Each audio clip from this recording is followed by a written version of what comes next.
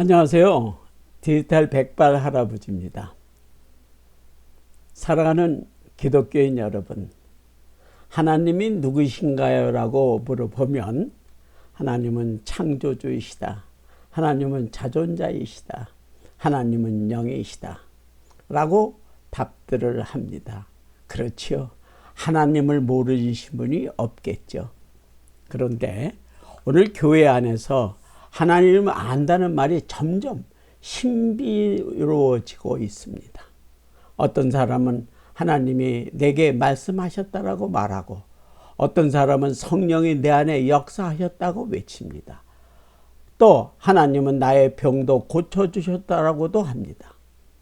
그런데 정작 그 말이 성경의 말씀과 다르면 그건 하나님이 아니라 내 감정의 신비입니다.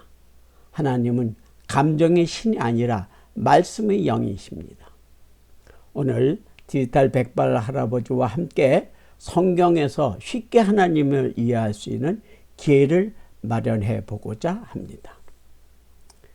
요한복음 4장 24절에서 예수께서 사마리아 여인에게 말씀하셨습니다. 하나님은 영이시니 예배하는 자가 영과 진리로 예배할지니라. 하나님은 영이시다. 이 짧은 한마디가 성경 전체를 관통합니다. 하나님은 형체가 없고 눈으로 볼 수 없으며 오직 말씀으로 존재하시는 분이십니다. 요한복음 1장 1절은 이렇게 말합니다. 태초에 말씀이 계시니라. 이 말씀이 하나님과 함께이시니 이 말씀은 곧 하나님이시니라. 즉 하나님은 영, 말씀입니다. 그러므로 우리가 하나님을 안다는 것은 신비한 체험을 하는 것이 아니라 그분의 말씀의 뜻을 깨닫는 것입니다. 하나님은 모세에게 율법을 주실 때 그 말씀을 돌판에 새기셨습니다. 출애굽기 31장 18절에 여호와께서 그의 손가락으로 증거판에 기록하신 십계명이라. 그런데 하나님은 에레미야 선지자를 통해 새로운 약속을 주셨습니다. 에레미야 31장 33절에 내 법을 그들의 속에 두며 그 마음에 기록하리라. 이것이 새 언약, 즉 예수 그리스도의 언약입니다. 이제는 돌판에 새기는 것이 아니라 마음판에 말씀을 새기는 시대가 온 것입니다. 히브리서에도 이렇게 증언합니다. 히브리서 10장 16절 내 법은 그들의 마음에 두고 그들의 생각에 기록하리라. 이게 바로 하나님은 영이시다라는 말씀의 실제 의미입니다. 오늘 많은 신앙이 보이는 체험으로 쫓습니다. 누가 병이 나았다. 누가 환상을 보았다. 어디서 귀신이 쫓겨났다. 나는 하나님의 계시를 받았다. 그걸 하나님이 함께 하신 증거라 말합니다. 또 누가복음 1장 37절에서 하나님은 능치 못하심이 없느니라고 우리 성경에 있습니다. 이 말씀을 오해하고 있습니다. 헬라어 원문은 하나님의 말씀에는 능하지 못함이 없다. 즉 하나님은 무엇이든지 할 수 있다가 아니라 하나님의 말씀은 반드시 이루어진다가 원뜻입니다. 따라서 능치 못하심이 없다는 말은 하나님의 말씀의 성취를 뜻하는지 기적을 행하시는 무제한적 능력을 의미하는 것이 아닙니다. 그리고 성경에서 하나님은 전능하신 하나님이라고 말씀했습니다. 이 말씀을 모든 것을 마음대로 하시는 신으로 이해하고 있습니다. 하지만 히브리 사상에서의 전능 엘 셔타가는 언약을 끝까지 이루시는 분, 자신의 약속을 성취하시는 분이라는 뜻을 말함입니다. 고린도전서 1장 24절 그리스도 하나님의 능력이요 하나님의 지혜니라. 하나님의 능력은 인격적 진리의 성취, 즉 말씀의 성취입니다. 하나님의 능력은 예수 그리스도를 통해 드러난 말씀의 완성이라는 말씀입니다. 그래서 성경은 분명히 말합니다. 로마서 10장 17절에서 믿음은 들으면서 나며 들음은 그리스도의 말씀으로 말미암느니라. 믿음은 보이는 것이 아니라 듣는 것입니다. 그리고 그 듣는 말씀이 바로 하나님의 영입니다. 예수께서 귀신을 쫓을 때도 그 자체가 목적이 아니었습니다. 그분은 말씀으로 귀신을 제어하셨고 그 말씀의 권세가 하나님의 나라였던 것입니다. 그러므로 하나님을 체험하려 하지 말고 그분의 말씀을 마음에 새기라. 그것이 가장 깊은 체험입니다. 히브리서 4장 12절은 이렇게 말합니다.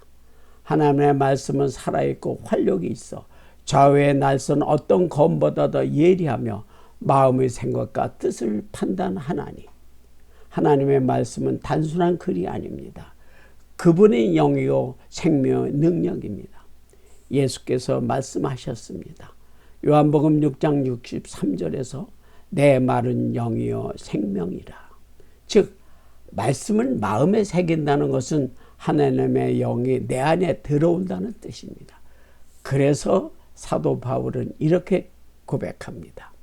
고린도후서 3장 3절에 너희는 그리스도의 편지라 돌판에 쓴 것이 아니요 오직 살아계신 하나님의 영으로 마음판에 쓴 것이라.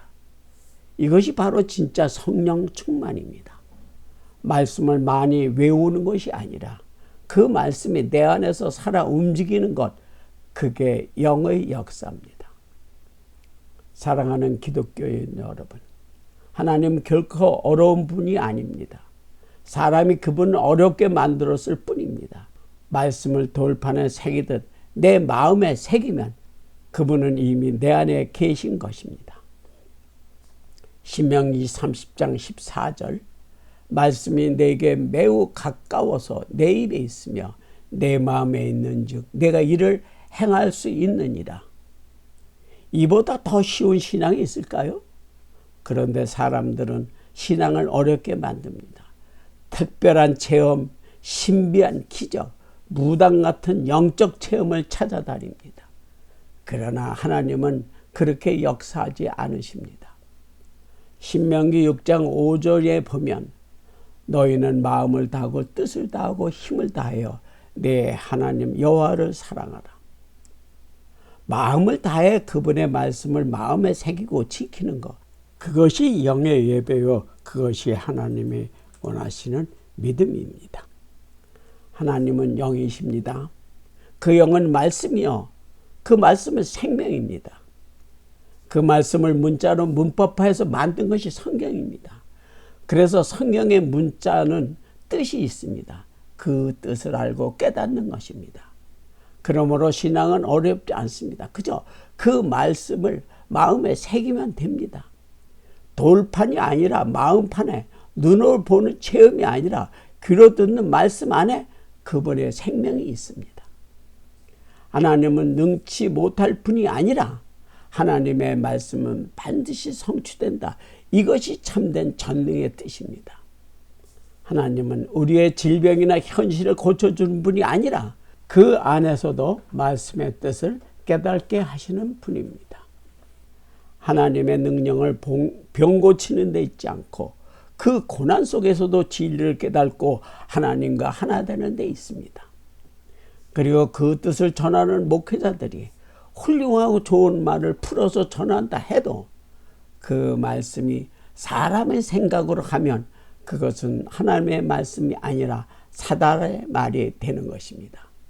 그 판단은 우리들의 몫입니다. 지금까지 디지털 백발 할아버지의 성경 이야기였습니다. 감사합니다.